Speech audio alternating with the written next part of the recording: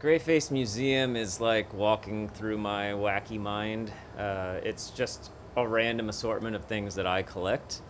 There's no rhyme or reason, and it can change any day, and it has since we've been open.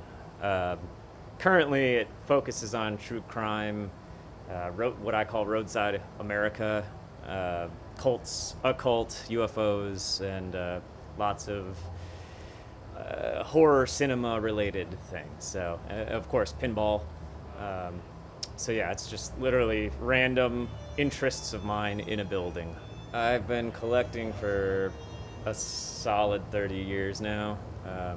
Like actively collecting for like 30 years. So, too long. I mean, talking about favorites is tricky, right? Like, similar to picking your favorite children. Not that I'm a parent and I don't plan to be. I I don't know. I mean, I think like Crocodile Boy maybe in Room One, which is a Homer Tate invention.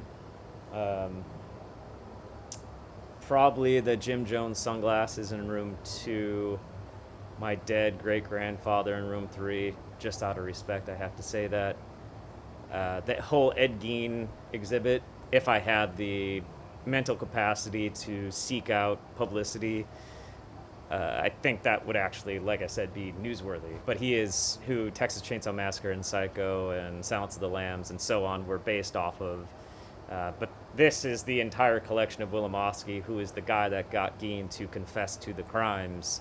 So it's everything from trial docs to crime scene photos that no one has ever seen to a lock of Ed Gein's mother's hair. Wilimowski died in 1990, and this stuff just sat in his basically his estate for forever until it went to a friend of mine, and then I convinced him to sell it to me. So John Wayne Gacy, at least 150, I would think. Like, wait, too many. No, literally, no one needs.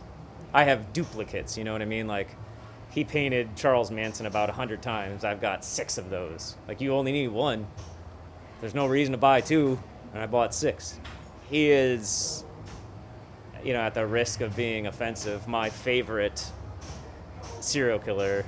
I like Gein, Gacy, and Dahmer. Basically, like is the wrong word, but I'm interested in them. I don't really care for Bundy. I don't care for a lot of the other ones. Gacy to me is the most interesting because he's the most relatable, oddly enough. Like, small business ownership, had 32 employees, was a fairly normal person, and then later on in his life unleashed holy hell on the public. It's an interesting part of history. Like, he wasn't murdering animals when he was 8, right? Which is a trait that some serial killers have. Probably existed within him for a long time, and then he just couldn't.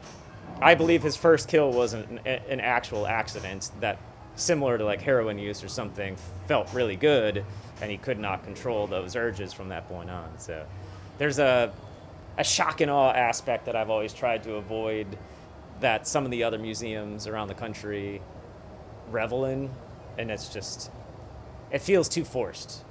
Like, the reality of these objects can be shocking enough. You don't need to then add like fucking gruesome crime scene photos and this sort of thing. Like, vaguely gruesome I'm okay with. Stuff that like a little kid can be like, hey mommy, is that a head? Like, okay. But anything like, chopping off a penis, which I've seen at other museums, probably not the direction I want to go in. I mean, Homer Tate was simply a gaff-making weirdo. Like, he, to me, is the main one. There are some others in history, but Homer Tate, when I was a kid, I went through Arizona and saw The Thing, which was a roadside attraction. You pay $2. I think it's still $2 at this point in time, 30 years later, 40 years later. But at any rate, I saw it and knew that it wasn't real. So I demanded the person working the counter tell me who made it, because they don't tell you. It's meant to be this found mummy sort of thing.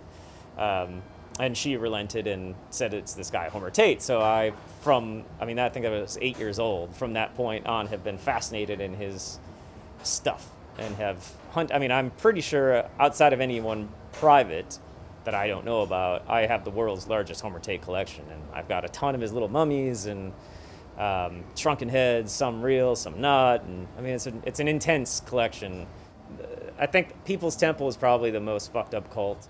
Jim Jones started a church in Indiana, then moved it to California for a long time and built up, thousands of followers, and then they moved to South America, eventually committing suicide down there. So I have his original glasses and the Kool-Aid packs. They were actually Flavor Aid that were unused from the mass suicide. The Heaven's Gate stuff is far cuter because it's a death cult, but there's something charming about Marshall. I don't know why. But I went to that auction when I was 17 years old and got some stuff back then. And yeah, there's a new VHS wing to the museum that I actually want to expand on. And it's mostly showcasing my love of shot on video and what most people would consider, B, C, or D horror films. I consider them to be everything to me. I actually started a company called TerraVision that's literally just celebrating that type of bad movie.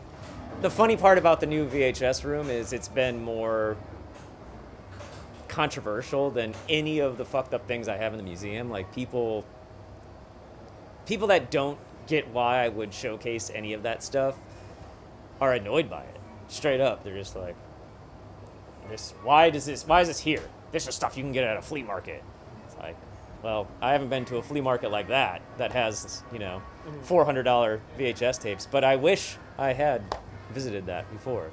See, I kind of used the pandemic in the wrong way, in the sense that, like, I took out a bunch of loans not to sustain the business like I should, but rather to spend an excessive amount of money, because I had a theory that people would be willing to sell things that they always said they would never sell.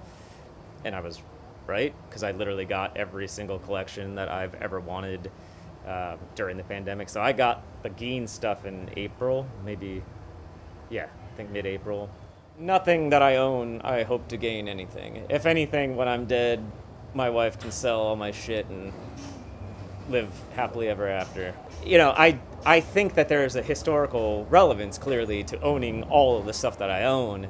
But I'm not naive enough to think that there is like, the Geen stuff is kind of different in the sense that it's literally stuff people didn't know existed, right? And there is evidence within all those documents that people don't know happened. So it actually can change the course of history. So, that collection maybe. And the new Gacy stuff that I got from his sister, it's more like that, because it's really personal information, stuff that has never been written about. There's no books telling you about this stuff. You're not going to find it on Wikipedia. That's a little bit deeper and better. But the more superficial, interesting stuff is just that. You know what I mean? I'm not going to pretend that it's anything more than I just enjoy it. I like collecting fucked up things. Museum opened on Valentine's Day of this year, and I have this space through 2026, so I'll be open till at least then. And knowing me, I'll probably open a location in Chicago. At least that's what I'd like to do. Maybe 2 more locations, because I have enough shit to fill. I don't have the money to open said locations, but I've got the stuff. So if I magically come across money, that's probably how I would spend it. And I don't know that I even really like Savannah that much.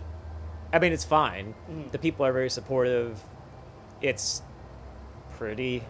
I like the weather, actually. But I don't necessarily I don't like any place.